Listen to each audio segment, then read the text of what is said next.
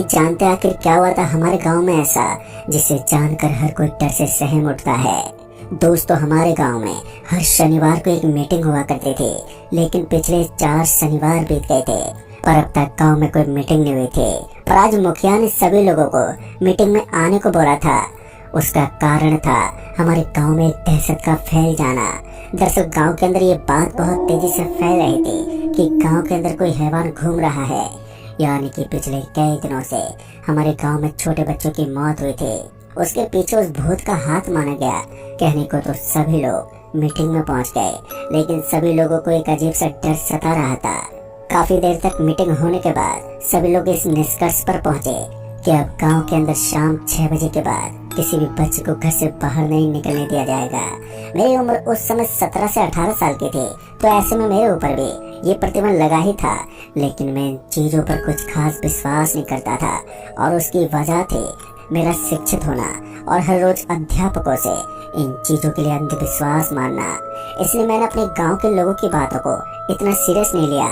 मुझे लगा कि ये सब सिर्फ अंधविश्वास के चलते इन सब बातों को फैला रहे हैं। लेकिन जब सच्चाई से पर्दा उठता है तब सारी चीजें जाहिर हो ही जाती हैं। उसी रात शनिवार की शाम लगभग 5:30 बजे के आसपास मैं ग्राउंड से घर लौटा, लेकिन मैं इतनी जल्दी भला घर पर कहाँ टिकने वाला था। इसलिए मेरे पापा के आने से पहले मैं वापस से गांव के लिए निकल गया, क्योंकि मैं अपने दोस्त के साथ पीपल के पेड़ के पास बैठा करता था और हम वहीं पर गप्पे लड़ाया करते थे। लेकिन जब मैं आज वहां पर पहुंचा तो वहां पर कोई भी नहीं था।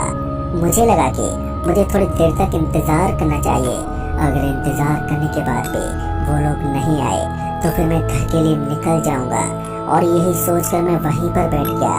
लगभग आधा पौना घंटा बीतने के बाद भी जब वहां पर कोई नहीं पहुंचा तो मैं घर के लिए जाने लगा। लेकिन तभी मेरी नजर हमारे गांव के अंदर बने हुए कुएं के पास पड़ी। दरअसल जहां पर हमारे गांव में कुआं बनाया गया था उसके आजू बाजू में चबूतरा भी बनाया गया था। इस चबूतरे के ऊपर मुझे एक महिला नजर आने लगी।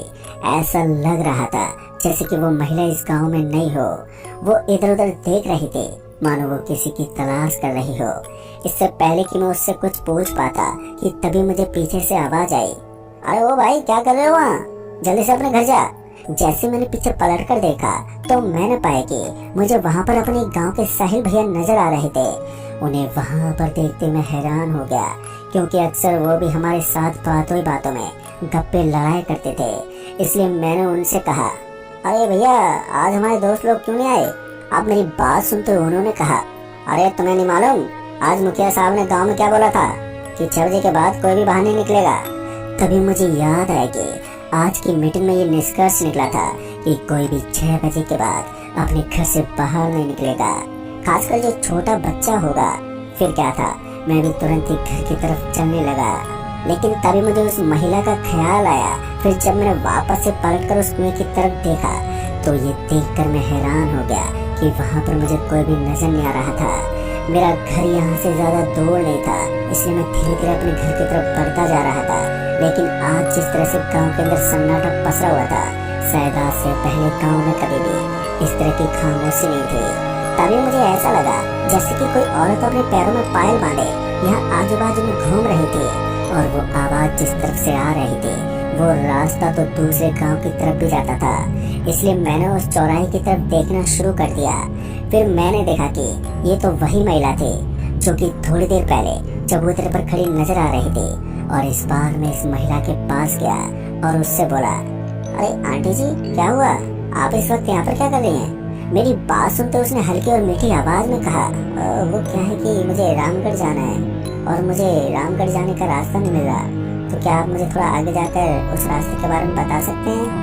उसकी बात सुनकर मैंने भी गर्दन हिलाई और उसके बाद मैंने उस महिला से कहा, एक काम करिए, आप मेरे पीछे पीछे आइए, मैं आपको लेकर चलता हूँ। क्या आपको किस तरफ जाना है? मेरी बात को सुनकर वो महिला मेरे पीछे पीछे चलने लगी और मैं उसके आगे आगे लगभग 5 मिनट तक चलने के बाद मैं सीधा उस जगह पर पहुंच गया जहां से एक कच्ची सड़क रामगढ़ के लिए निकलती थी। लेकिन मैं जैसे ही वहां पर पहुंचा तो मेरे हाथ पैर ठंडे पड़ गए, क्योंकि मैंने देखा कि वो महिला जो मेरे पीछे पीछे आ रही थी अब वो मुझे कहीं भी नजर नहीं आई। एक बार के लिए तो मेरे शरीर में बिजली सी दौड़ गई। इससे पहले कि मैं कोई दूसरा रिएक्शन देता कि तभी किसी ने मेरे कंधे पर हाथ रख दिया। ये हाथ इतना ठंडा था कि मेरा पूरा बदन झन्ना गया। जैसे मैंने पीछे मुड़कर उस महिला को देखा तो मैं फिर से डर गया, क्योंकि ये महिला अब वो महिला नहीं थी जिसको मैंने चौराहे पर देखा था। अब इसका पूरा चेहरा और पूरा हुलिया ही बदल चुका था। उसने फटे पुराने कपड़े पहन रखे थे और उसका चेहरा बहुत ही ज्यादा डरावना था, जिसे मैं अपने शब्दों में बयान नहीं कर सकता। इससे पहले कि मैं वहां से भाग पाता कि उसने ना जाने मेरी गर्दन के ऊपर किस तरह से मारा कि मैं वहीं पर बेहोश होकर नीचे गिर पड़ा। फिर उसके बाद जब मेरी आंखें खुली तो मैंने देखा कि मैं एक गुफा की तरफ दिखने वाली अंधेरी सी जगह में था, जहाँ पर एक हल्की सी रोशनी भी थी, और वो हल्की हल्की रोशनी वहाँ पर जली हुई लालटेन की रोशनी थी। ये सारा नजारा देखकर तो मैं तो काफी ज्यादा डर गया। मुझे समझ में नहीं आ रहा था कि आखिर मैं किस जगह पर हूँ। फिर उसके बाद मैं आवाज देने की कोशिश करने लगा, लेकिन मैं हैरान तो तब हो गया जब मुझे एहसास हुआ कि मैं चीखने और चिल्लाने की कोशिश तो कर रहा हूँ, लेकिन उसके बाद भी मेरी आवाज मेरे गले से बाहर नहीं निकल रही थी। दोस्तों, बार बार मैं चिल्लाने की कोशिश तो करता, लेकिन आवाज गले में ही अटक जाती।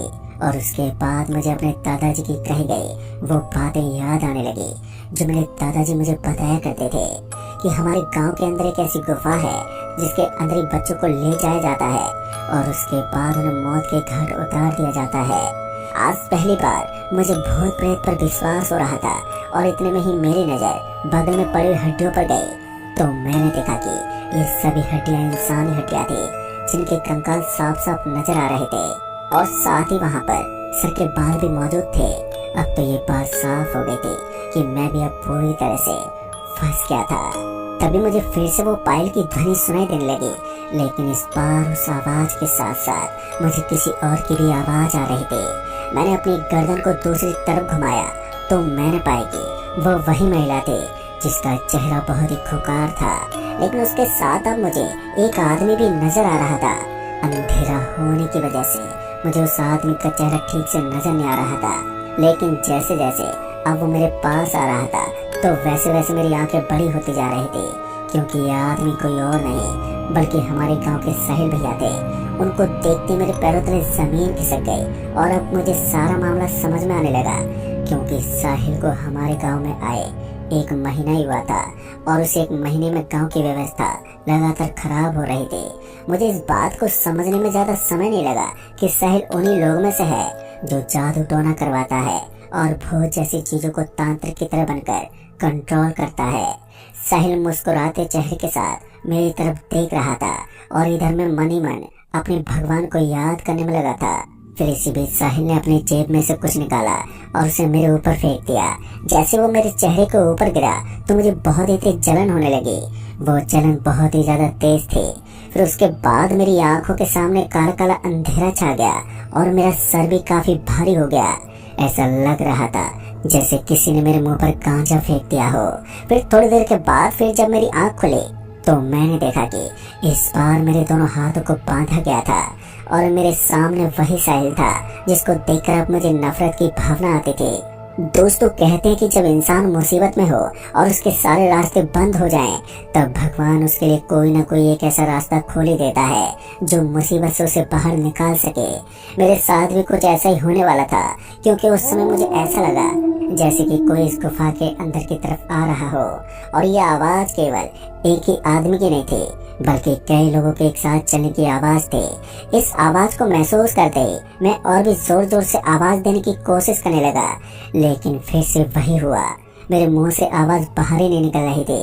अब वो मेरे बहुत ही पास आ गया था, और वो आवाज भी तेज तेज होने लगी थी जो कुछ देर पहले मुझे सुनाई दे रही थी। इतने में उसने उन 2 किलो को मेरे पेट के अंदर धंसाना शुरू कर दिया। जिंदगी में पहली बार मुझे इस कदर दर्द महसूस हो रहा था कि मैं अधमरी हालत में पहुंच गया था। इससे पहले कि वो अपना पूरा काम कर पाता कि अचानक से वहां पर तेज हवाएं चलने लगी। वो हवा इतनी ज्यादा तेज हो गई थी कि उसके द्वारा जलाया गया हवन भी अब एकदम से बुझ गया। जैसे उसके काम में बाधा उत्पन्न हुई तो वो एकदम से पीछे घूमा और वहां से भागने लगा। मुझे समझ में नहीं आ रहा था कि ये हुआ क्या। तभी मैंने देखा कि काले रंग के कपड़े पहने हुए मेरा पुराना दोस्त अजीत, जिसकी 15 दिन पहले ही मौत हो गई थी, अब वो मेरे सामने खड़ा था। उसका चेहरा बहुत ही ज्यादा डरावना लग रहा था। एक मुसीबत खत्म नहीं हुई थी कि दूसरी मुसीबत से मेरा पाला पड़ गया। मगर मैं जिसको खुद के लिए यमराज समझ रहा था, वास्तव में वो मेरा यमराज बनकर नहीं बल्कि सुरक्षा कवच बनकर आया था। मैंने देखा कि देखते ही देखते वहाँ की सारी चीजें हवा में गायब होने लगी और मेरी आंखों के सामने फिर से अंधेरा छाने लगा। जो कुछ देर पहले मेरे साथ हुआ था, अब वो सब कुछ मेरे साथ रिपीट हो रहा था। मेरी आंखों में भी जलन महसूस हो रही थी। थोड़ी देर के बाद जब वो जलन कम हुई तो मैंने देखा कि उस पूरी गुफा के अंदर सफेद सफेद रंग का धुआं फैल गया था और उस सफेद रंग के धुएं की वजह से मुझे कुछ भी नजर नहीं आ रहा था। फिर उसके बाद मुझे एहसास हुआ कि वो सफेद रंग का धुआं तो कम हो गया था, लेकिन अब मुझे ऐसा भी महसूस हो रहा था कि किसी ने मेरे कंधे पर हाथ थपथपाया हो, और जिसने भी मेरे कंधे पर हाथ थपथपाया था अब वो वहाँ से चला गया था। एक बार के लिए तो मैं इतना ज्यादा इमोशनल हो गया कि अपने आप ही मेरे आंख से आंसू आने लगे।